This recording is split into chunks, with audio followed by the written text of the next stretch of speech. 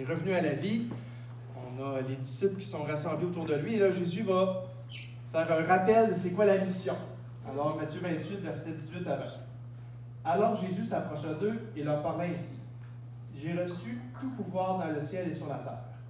Allez donc dans le monde entier, faites des disciples parmi tous les peuples, baptisez-les au nom du Père, du Fils et du Saint-Esprit, et apprenez-leur à obéir à tout ce que je vous ai prescrit. Et voici, je suis moi-même avec vous chaque jour, jusqu'à la fin du monde. Et ce que je veux souligner ce matin, c'est un peu la partie ici où il faut apprenez-leur à obéir à tout ce que je vous ai prescrit. Donc oui, il y a une étape où on adhère au message de Jésus, où on croit que oui, parce qu'il est mort à la croix, il a pris notre péché, et parce qu'il est revenu à la vie, bien là, ça nous donne un espoir de revenir à la vie nous aussi. Puis ça, c'est symbolisé par le baptême. Mais il y a aussi une notion où Jésus veut qu'on goûte à une vie nouvelle. Oui, on a une ancienne manière de vivre où des fois on était égoïste, des fois notre comportement était teinté par le péché. Là, maintenant, Jésus veut qu'on vive une vie nouvelle. Et Jésus a enseigné de quelle manière on devrait vivre. Et ça veut dire que d'abord, nous-mêmes, on doit adopter ce comportement, on doit adopter ces dispositions du cœur. Et non seulement nous-mêmes, on doit le faire, mais on doit apprendre aux autres à le faire. Et cette notion d'obéissance, hein, en tout cas, moi, ça vient me stretcher, comme on dit en bon québécois. Hein, ça vient m'étirer un petit peu parce que c'est pas facile d'être obéissant. Et bon, comme vous savez, j'ai des enfants. Et souvent, avec les enfants, on répète souvent. Et souvent, j'ai la réflexion que moi aussi, Dieu, il faut qu'il me répète souvent la même chose. Puis des fois, je refais le même comportement négatif. Et je vous parle de ça ce matin parce que on commence une nouvelle série de prédications. Et ça va être une série de prédications axée sur l'obéissance. Et oui, hein, Dieu émet des principes dans sa parole, que ce soit dans l'Ancien Testament ou dans le Nouveau Testament. Et on va passer plusieurs semaines à parler de comment est-ce que Dieu veut qu'on vive notre vie. Hein, c'est quoi cette vie nouvelle? Mais on ne va pas juste parler de règles.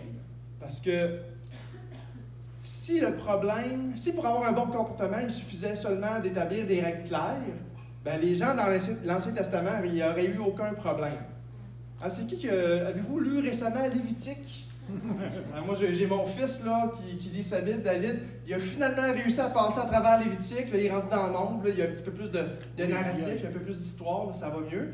Mais tout le bout avec Lévitique, les règles sur règles sur règles, on voit que les gens qui ont vécu à l'époque du Lévitique, qui ont eu de la misère à appliquer les règles. Et moi aussi, dans ma propre vie, j'ai eu de la misère à appliquer les règles. Donc, c'est pas juste une question d'avoir des règles, de bien connaître les règles. On a un passage en Ézéchiel 36, 25 à 27. Je répandrai sur vous une eau pure, afin que vous deveniez purs. Je vous purifierai de toutes vos souillures et de toutes vos idoles. Je vous donnerai un cœur nouveau, et je mettrai en vous un esprit nouveau. J'enlèverai de votre être votre cœur dur comme la pierre, et je vous donnerai un cœur de chair. Je mettrai en vous mon propre esprit, et je ferai de vous des gens qui vivent selon mes lois et qui obéissent à mes commandements pour les appliquer. Donc, le contexte dans Ézéchiel, comme je vous disais, en Lévitique, Dieu a fait un contrat avec le peuple d'Israël. Il leur a dit, je vais être votre Dieu, je vais m'occuper de vous, mais vous, en contrepartie, vous allez obéir à mes règles. Et c'est bien établi dès le départ que si les gens désobéissent à Dieu, si Israël désobéit à Dieu, il va y avoir une conséquence. Finalement, ça va être l'exil. On va dire, on vous prend de votre bon pays, puis on vous envoie dans un autre pays. Ça, c'est la conséquence ultime. Et là, dans Ézéchiel, dans le chapitre 36, juste avant ce bout-là, Dieu dit, là, c'est ça que j'ai fait. Je viens de vous exiler dans un autre pays. Je viens là de vous donner une grosse tape sur les doigts, là, une grosse conséquence. Mais vous continuez de pratiquer l'idolâtrie. Vous continuez de vous souiller.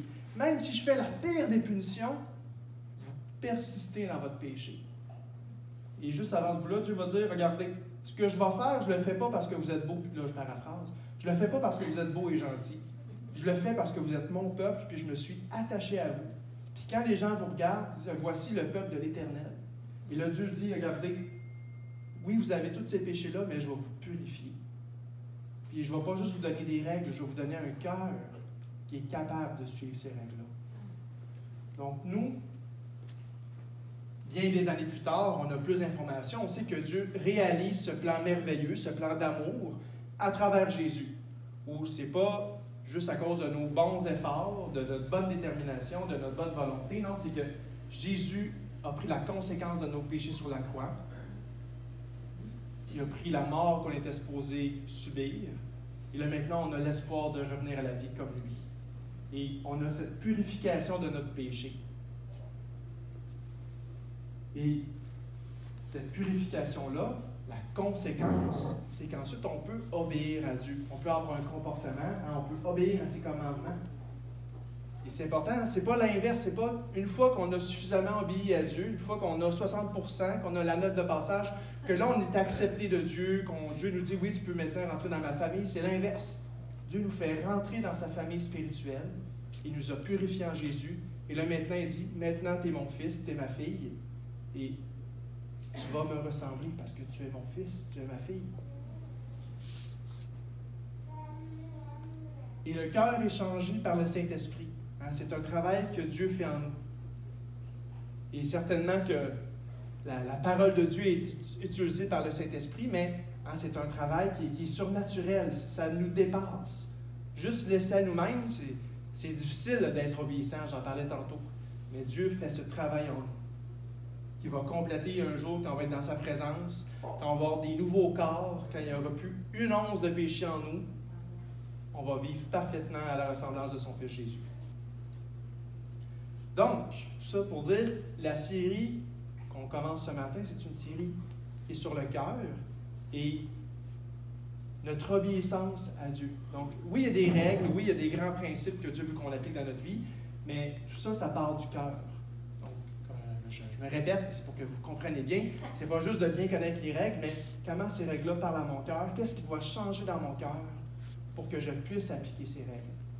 Et je vais prendre un instant pour parler du cœur dans la parole.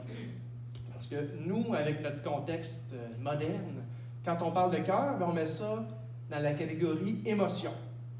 Pour nous, le cœur, c'est le siège des émotions, c'est le centre des émotions. Et la tête, c'est notre partie intellectuelle, c'est la partie avec laquelle on prend des décisions, qu'on réfléchit, et c'est la partie rationnelle. Et souvent, on va mettre les deux parties en opposition. Ah, ma tête me dit quelque chose, mon cœur me dit d'autres choses. Ça, c'est comme ça qu'on s'exprime avec notre contexte moderne. Mais quand vous lisez votre Bible, quand ça parle de cœur, il n'y a pas ce modèle-là où on a une tête rationnelle puis un cœur émotionnel. Toute la vie, le moteur de notre vie est dans le cœur. On va voir quelques passages qui expriment ce que je veux dire. Le cœur est le centre de la vie. Et c'est le centre de l'intellect.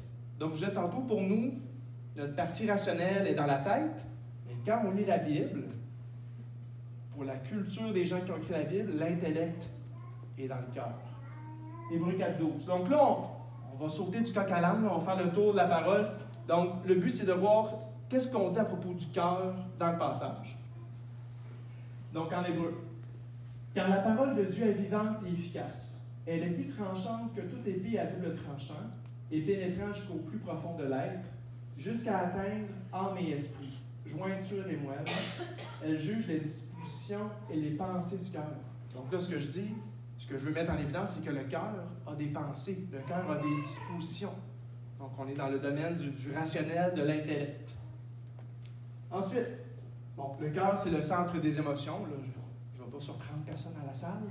On a Romains 9.2. Paul va dire, à partir du verset 1, « Ce que je vais dire est la vérité. J'en appelle au Christ. Je ne mens pas. Ma conscience, en accord avec l'Esprit Saint, me rend ce témoignage. J'éprouve une profonde tristesse et un chagrin continuel dans mon cœur. » Donc, le cœur, c'est l'endroit où il y a les pensées, mais c'est l'endroit aussi qu'il y a les émotions. C'est également le centre de la volonté. Est-ce qu'on a le goût? Est-ce qu'on n'a pas le goût? Est-ce qu'on boque? Est-ce qu'on est obstiné? Ou est-ce qu'on a de la drive? Est-ce qu'on a de l'élan? Notre volonté. Donc là, on va en Exode, on voit le Pharaon avec Moïse. Donc là, bon, Moïse fait des miracles par l'intervention de Dieu. Et on voit la réaction sur le cœur du Pharaon. Mais les magiciens égyptiens en firent autant par la sortilège. Le Pharaon s'obstina dans son cœur et ne céda pas, comme l'Éternel l'avait dit. Il leur tourna le dos et rentra dans son palais sans prendre la chose à cœur. Donc, comme je disais, le cœur, c'est le moteur de notre volonté. Finalement, le cœur, c'est aussi le centre de la spiritualité. En Romains 10, on peut lire. En effet, si de ta bouche tu déclares que Jésus est Seigneur, et si dans ton cœur tu crois que Dieu l'a ressuscité des morts, tu seras sauvé. Car celui qui croit dans son cœur, Dieu le déclare juste. Celui qui affirme de sa bouche, Dieu le sauve. Donc, on a ces 4 grands domaines où le cœur est la source de la vie et le moteur. Et, comme je disais, le cœur, c'est le moteur de notre vie et on veut voir comment Dieu veut transformer notre cœur dans les prochaines semaines. Un passage à propos de notre cœur en Proverbe. Proverbe 4, versets 20 à 23. Mon fils, sois attentif à mes paroles. Prête l'oreille à ce que je dis. Ne perds pas de vue mes conseils. Garde-les au fond de ton cœur, car ils apportent la vie à ceux qui les accueillent. Ils assurent la santé du corps. Par-dessus tout, veille soigneusement sur ton cœur, car il est la source de tout ce qui fait ta vie. D'une part, on est dans le Proverbe, donc on est dans un livre de sagesse. Et dans Proverbe 1, on peut lire l'introduction et ça dit, ce qui est écrit, c'est pour savoir comment bien se comporter, savoir comment se comporter d'une manière droite, d'une manière juste, et comment comprendre des maximes et des proverbes. C'est ça l'introduction de Proverbe 1. Et là, au début de Proverbe, il y a souvent cette formule-là de « Mon fils, voici, je m'assois, je te jase, je veux parler à ton cœur, je veux que tu comprennes des choses. » Et d'acquérir cette sagesse-là, ça se fait en écoutant des paroles, en écoutant les sagesses, les conseils, excusez-moi. Et si on acquiert la sagesse, si on est capable de bien se comporter, la conséquence, c'est la vie et la santé.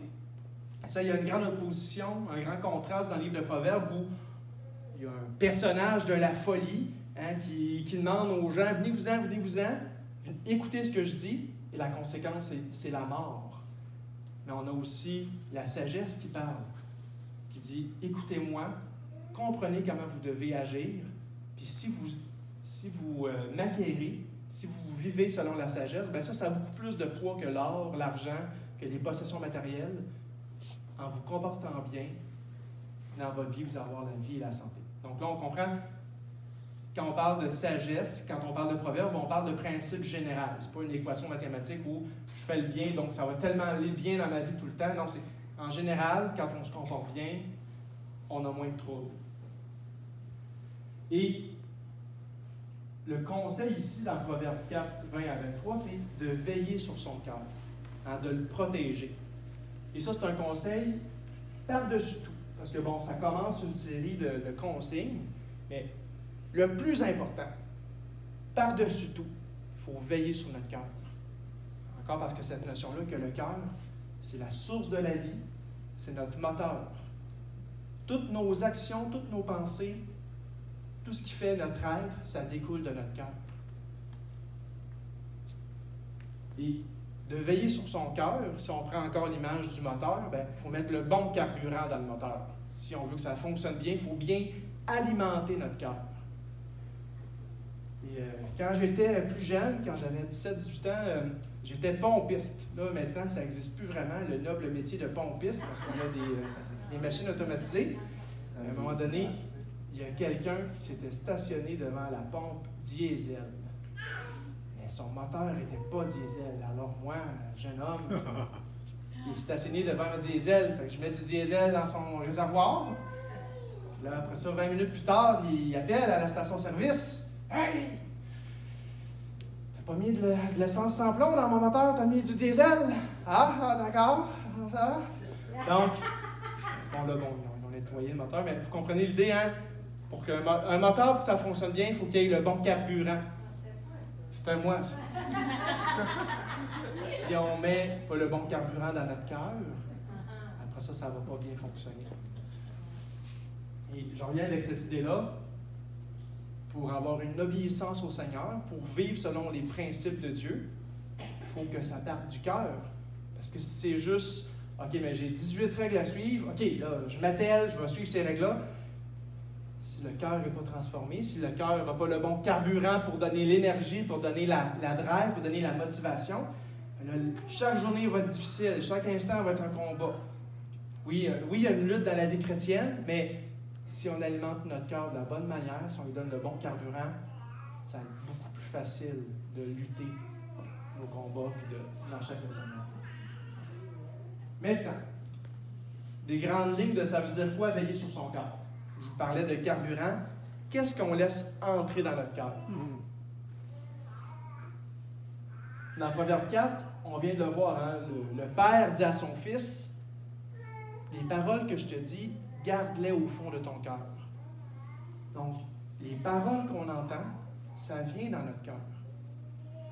Et à l'inverse, Jésus va enseigner, c'est de l'abondance du cœur que la bouche parle. Donc, quand nous, on parle, aussi, ça vient de notre cœur. Donc, le cœur et la bouche sont reliés. Hein?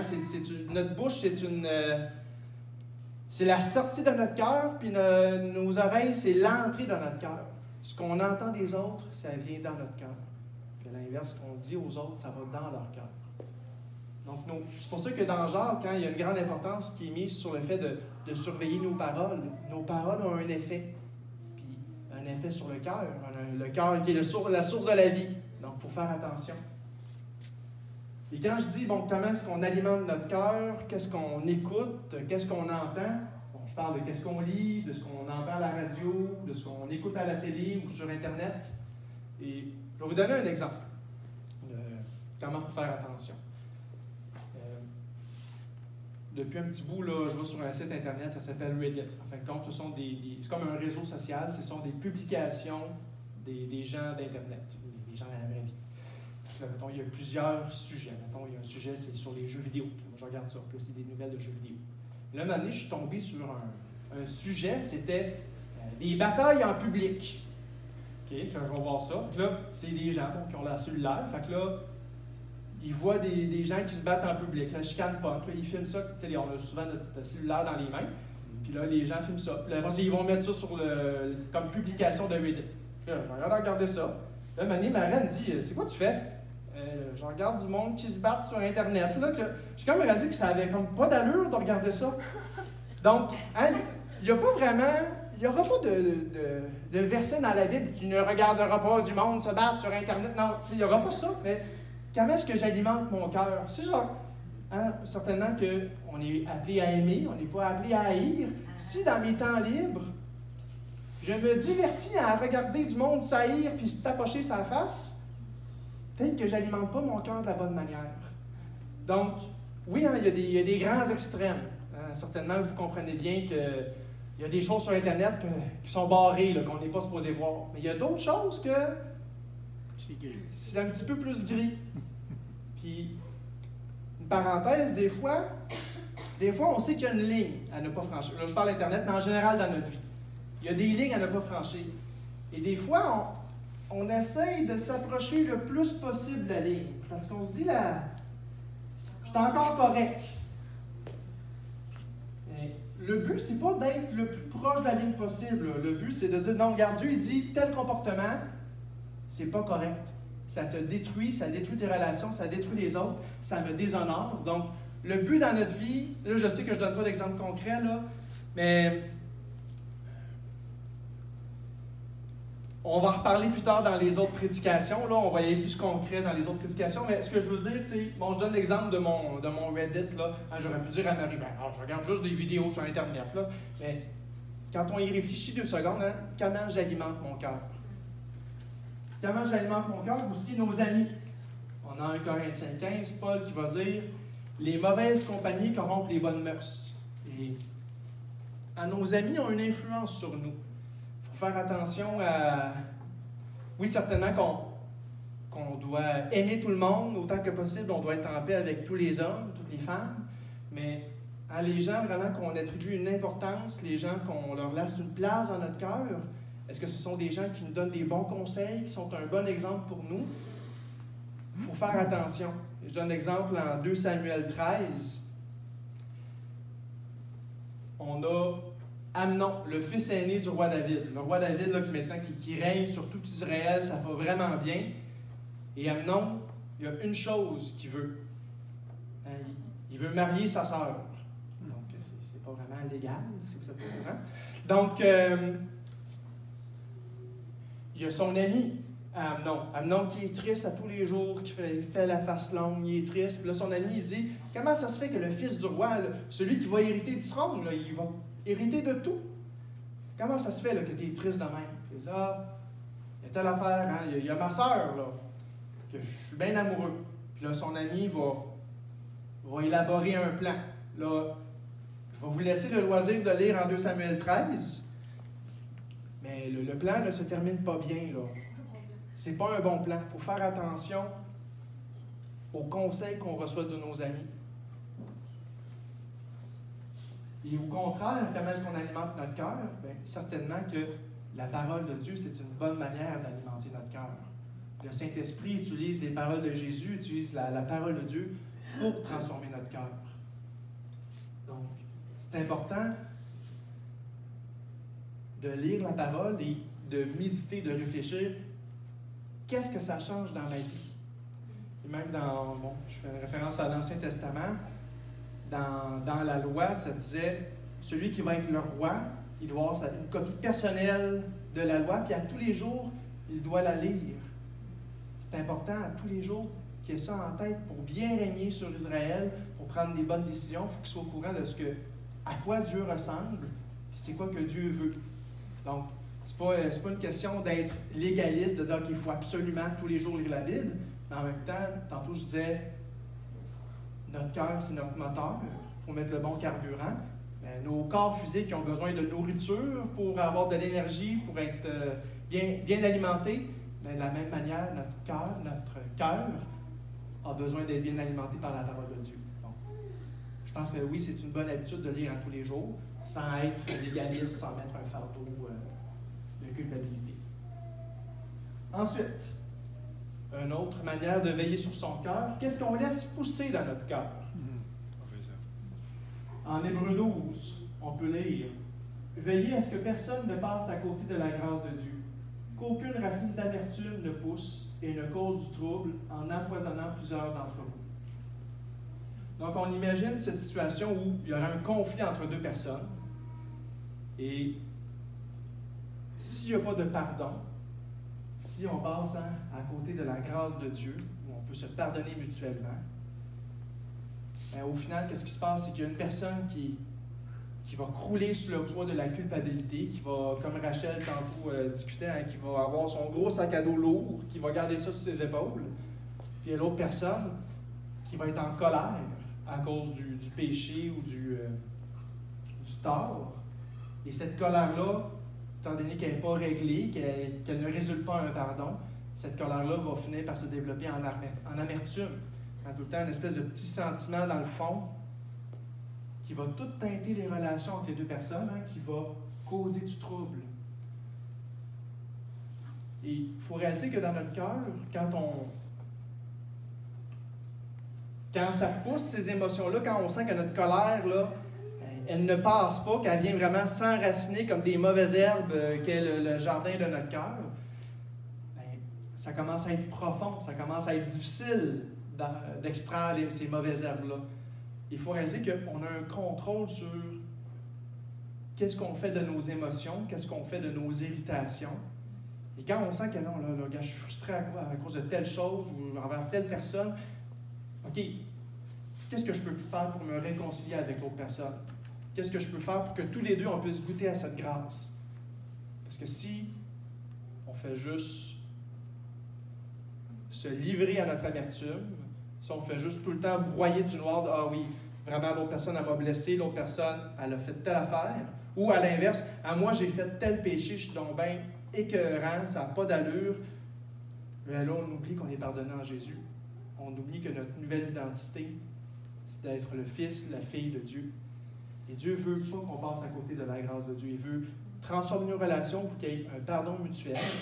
Mais dans notre cœur, il faut réaliser que nos émotions, nos dispositions, nos pensées, des fois, il faut les challenger. OK, oui, je me sens beaucoup fâché ou je me sens vraiment beaucoup coupable. Mais qu'est-ce que Dieu dit? Est-ce que Dieu dit que je suis pardonné si je confesse, si je me repens? Oui? OK, bien, je suis pardonné maintenant. Donc, je comprends que dans la vie, là, les émotions, des fois, ça prend du temps à changer, mais on a un contrôle sur ce qu'on laisse pousser dans notre cœur. Et là, bon, on parle de culpabilité, d'amertume. Ça peut être la même chose pour la convoitise, pour la haine, pour la peur. Est-ce que ce sont des choses qu'on tolère? Je vais donner un exemple par rapport à la haine. Il y a un petit bout, quand j'étais dans un lieu public, comme une épicerie, puis à un moment donné, je voyais quelqu'un, puis j'aimais pas l'apparence de la personne. Là, j'avais vraiment une pensée, une insulte qui me venait en tête. Là, j'étais comme, ben, voyons donc, comment ça se fait que j'ai cette pensée-là qui me traverse l'esprit? Puis là, je me dis, regarde, non, là, ça suffit. Mais, d'une certaine manière, si les gens que j'aime pas leur apparence, je commence à les insulter dans mon cœur, Jésus il explique quoi? Il dit que les choses qui nous souillent, ça vient de l'intérieur du cœur. Puis on voit aussi que c'est de l'abondance du cœur que la bouche parle. Donc si je passe mon temps à insulter les gens dans mon cœur, bien, à un moment donné, ça va commencer à sortir aussi par ma bouche. Ça va commencer à influencer ma manière de comporter. Donc à un moment donné, en tout cas pour moi, là, c'est plate, mais dans mon cœur, des fois, j'ai des pensées mauvaises. Il faut que je me dise, non, là, ça, c'est pas une pensée que je vais tolérer. C'est pas une pensée que je vais entretenir ou que je vais encourager. Je mets un frein à ça. Ensuite, comment est-ce qu'on veille sur notre cœur? Quelles sont nos priorités?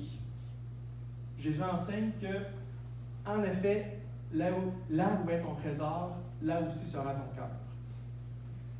Et deux questions pour déterminer c'est quoi nos priorités dans la vie. Bon, où vont nos ressources? Où va notre temps, notre argent, notre énergie? C'est quoi qui nous remplit de joie? Puis c'est quoi qui nous remplit de colère? Ça, c'est des bons indicateurs de c'est quoi nos priorités dans la vie.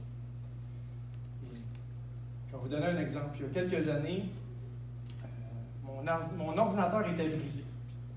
Comme je disais tantôt, moi j'aime ça les jeux vidéo. Puis là, mon ordinateur, c'est quelque chose qui est important. Ah oui, c'est mon trésor, quelque chose d'important pour moi. Mais là, mon ordinateur était brisé, là, ça ne fonctionnait pas. Puis là, vous vous souvenez, j'ai quand même 4 enfants, j'ai une épouse, mais là, je leur disais, là, on va travailler sur mon ordinateur. Puis là, j'étais fâché, là, ça allait pas bien mes affaires. Fait que là, tu sais, quand ça fait plusieurs heures, quand ça fait une demi-journée, 3 quarts de journée, à un moment donné, Marie m'a dit, là, ça prend beaucoup de place ton ordinateur, là. Tu sais, il est capable de survivre quelques heures sans ordinateur. Donc, hein, c'est quoi qui nous met en colère? C'est quoi qu'on se dit, non, ça, là, il faut vraiment, je mette plein d'énergie, c'est important, il faut que je règle ça tout de suite. Et dans ce cas-là, mon ordinateur, c'était devenu mon trésor. Ça prenait trop de place. Bon, c'est un exemple, mais il faut faire attention à ce qui prend de la place dans notre cœur. Parce que oui, on a le droit d'avoir des loisirs, on a le droit d'avoir des projets, on a le droit d'avoir des affections particulières pour certaines choses, mais l'adoration, c'est de mettre le Seigneur en premier dans notre cœur. Donc oui, il peut y avoir plein d'autres affaires en 2e, 3e, 4e, 5e place. Mais en première place, c'est Dieu qui doit prendre cette place-là dans notre cœur. Psaume 37,4. Fais de l'Éternel tes délices, et il te donnera ce que ton cœur désire. Et ça ne dit pas, fais à croire que Dieu qui est en première place, puis là, il va vraiment te donner ce que tu veux. Tu sais, il va te donner la santé, il va donner de l'argent, il va donner des... Ça dit, si tu fais de l'Éternel tes délices, si vraiment Dieu est en première place dans ta vie, ton cœur va changer. Ton cœur va être satisfait. Parce que Dieu, il a tout le temps les bras grands ouverts vers nous. Dieu, bon, maintenant, on le connaît partiellement. Un jour, on va être dans sa présence, on va le connaître pleinement. Oui, maintenant, notre relation est partielle. Mais dans ce qu'on peut vivre actuellement, Dieu, il est toujours disponible, il est toujours présent, toujours les bras grands ouverts. Peu importe si on est malade, peu importe si on a des problèmes financiers, peu importe si on a des problèmes relationnels, Dieu est là.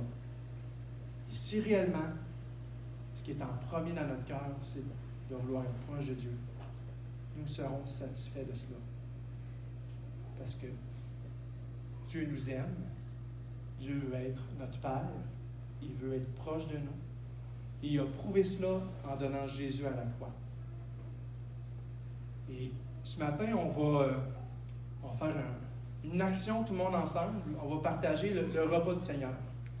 Et comme je vous ai parlé dans les derniers mois, de partager un repas, c'est un moment d'intimité. Et le repas du Seigneur, Jésus a instauré ça la veille de sa mort.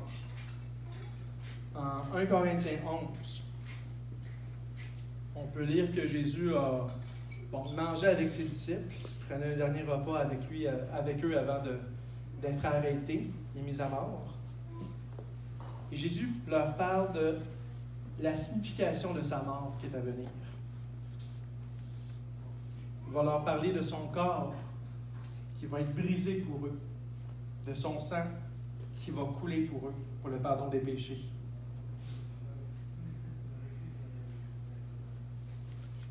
Donc, de manger, c'est une action qu'on fait fréquemment, 3 fois par jour. Mais Jésus voulait que dans ce symbole-là, de manger du pain, un pain qui a été brisé, de boire du jus de raisin, qui symbolise le sang de Jésus qui est versé à la croix, qu'on puisse se rappeler souvent de sa mort, mais aussi de son retour. C'est pour ça qu'on participe à ce symbole-là ensemble. Puis, merci. Souvent, quand je donne l'exemple d'un symbole, j'aime bien l'image de mon anneau de mariage. Mon anneau de mariage ici. Des fois, mes enfants, ils aiment bien ça. J'ai joué avec. Mon anneau de mariage, il exprime quoi? Il exprime mon amour, mon engagement, ma fidélité envers mon épouse. Mais quand mes enfants le prennent et le mettent à leur doigt, pouf, magiquement, ils ne deviennent pas l'époux de Marie. Hein, vous comprenez bien? C'est un symbole. C'est un symbole qui exprime une réalité qui est bien réelle, mon amour et mon engagement envers mon épouse. Mais le symbole en tant que tel n'a pas de puissance. Et c'est la même chose qu'on fait ce matin. Ce matin, on se rappelle de la mort de Jésus. On se rappelle qu'il nous a tellement aimés qu'il a donné sa vie pour nous. Et c'est pour ça je vous invite, vous tous qui avez mis votre foi en Jésus, qui croyez que Jésus vous aime, qui est mort à la croix, vous pouvez prendre du pain, prendre la coupe. Si vous n'êtes pas nécessairement rendu là dans votre parcours, regardez, faites juste laisser passer le pain et le jus de raisin, c'est pas bien grave. Mais en faisant ce symbole tout le monde ensemble, on se rappelle de l'amour de Dieu. On se rappelle que les bras grands ouverts pour nous. Puis on se rappelle qu'un jour, on va manger avec Dieu. Et qu'à partir d'un certain moment, pour l'éternité, à tous les jours, on va pouvoir manger à la table de Dieu. On va pouvoir avoir cette intimité avec Dieu. Donc, pendant que la coupe est servie, je vais vous faire un instant, j'aimerais ça qu'on prenne un moment de recueillement pour penser à l'amour de Dieu, réfléchir à nous, est-ce que Dieu est en première place dans notre vie? Et quand je dis Dieu, je ne parle pas nécessairement de l'assistance le dimanche matin, je parle pas de... Je parle, est-ce que Dieu est en première place?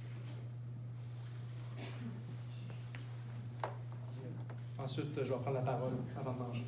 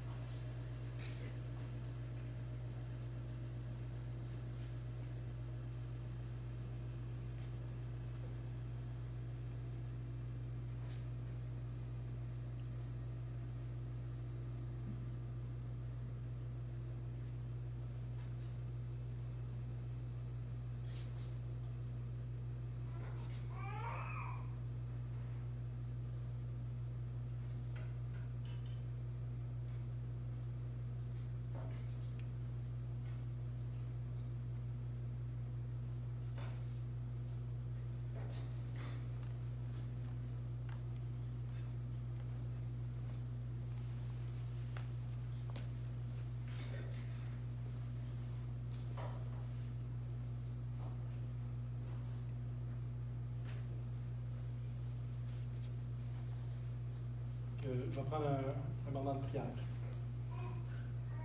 Seigneur Jésus, merci parce que tu as donné ta vie pour nous. Puis, Seigneur Dieu, tu es allé par la foi parce que c'est juste 3 jours plus tard que tu es revenu à la vie. Oui, tu es Dieu, tu es 100% Dieu, tu connais tout, tu sais tout, mais ça n'a pas empêché que tu étais aussi 100% humain, puis que juste avant que les soldats viennent t'arrêter, tu faisais la prière. Si c'était possible de ne pas passer à travers ça, que ça serait bien. Mais tu as soumis ta volonté à celle du Père, puis tu as donné ta vie pour nous. Puis parce que tu as passé à travers ça, et maintenant tu es maître et seigneur de tout l'univers. Le Père t'a tout soumis sous tes pieds, sous ta domination. Puis merci parce que tu partages ton règne avec nous. Tu fais rentrer dans ton royaume. Puis tout ça, Seigneur Dieu, c'est parce que tu as été obéissant jusqu'à la mort. Et je te remercie pour ton corps qui a été brisé pour nous. Mangeons du pain qui symbolise le corps.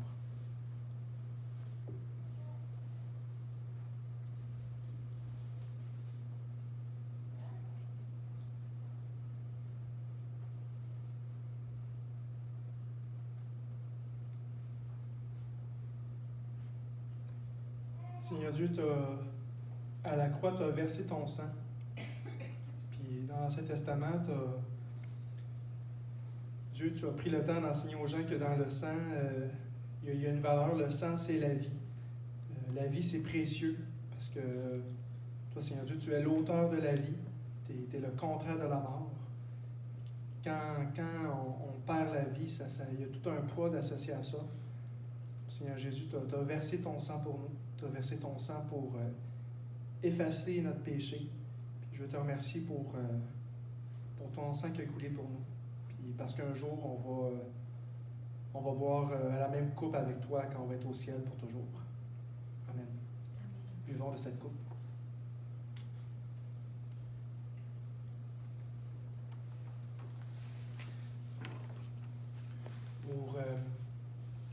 Pour le restant de notre temps, j'aimerais ça qu'on prenne un temps de prière en Église.